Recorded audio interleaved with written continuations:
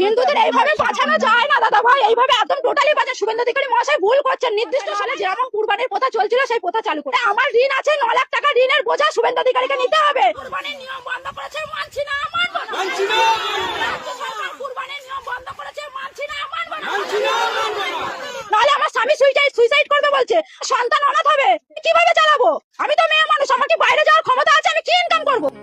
একে বলে খাল কেটে কুমির টাকা। ইন্ডিয়াতে থাকা সকল মুসলিম ভাই বোনদেরকে বলতেছি, গরু মহিষ খাওয়া বন্ধ করুন, চুপচাপ মজা দেখুন।